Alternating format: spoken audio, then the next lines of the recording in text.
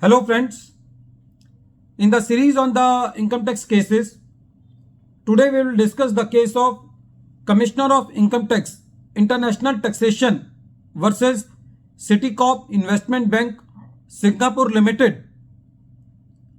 And this case has been reported in 457 ITR at page number 203. The matter has been decided by Bombay High Court and the date of the judgment is 21st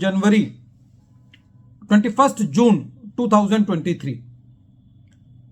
This case is related to the assessment year 10-11, and in this case the assessee is a resident of Singapore and the assessee is registered with Securities and Exchange Board of India as a foreign institutional investor in debt segment.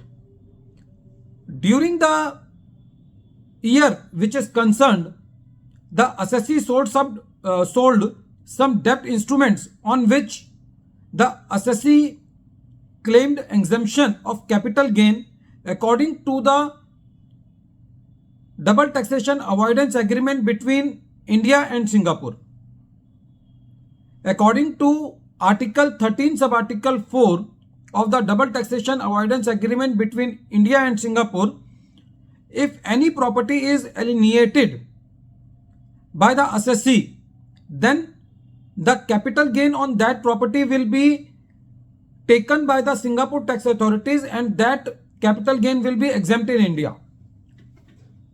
This is the Article 13 Sub-Article 4. But when the assessment proceedings were going on, it was the viewpoint of the assessing officer that there is Article 24 in the double taxation avoidance agreement between India and Singapore, which says that if the capital gain is not repatriated in Singapore, then the exemption will not be available.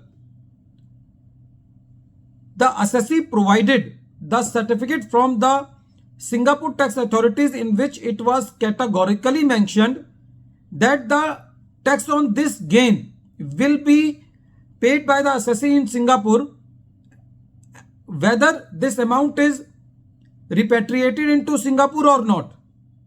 But the assessing officer disregarded this certificate and disallowed the exemption claimed by the assessee.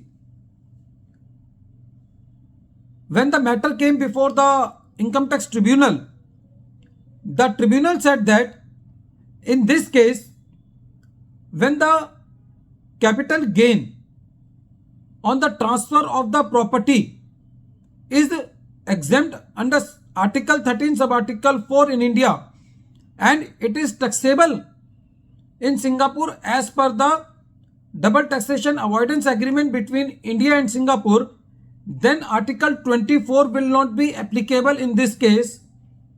And more or less, when the assessee had submitted the certificate of the Singapore tax authorities that the amount of tax has been paid into Singapore, irrespective of whether the proceeds or the capital gain has been repatriated in Singapore or not, it does not matter, and the assessee will be claiming the exemption in India on that gain.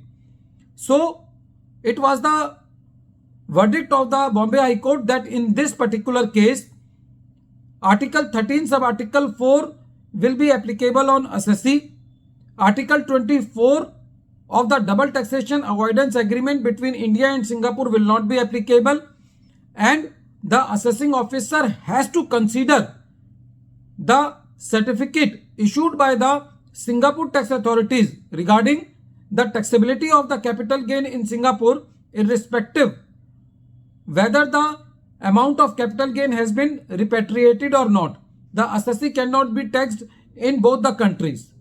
Friends, this case is very important as far as the capital gain is concerned on the debt instruments which come under the head property according to the Article 13 Sub-Article 4, and in these cases the Article 24 of the double taxation avoidance agreement between Singapore and India will not be applicable.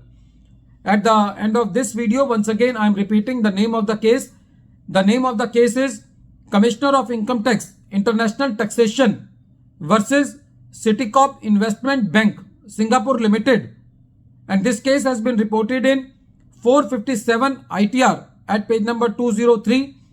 And the matter has been decided by Bombay High Court. The date of the judgment is 21st June 2023. Thank you, friends.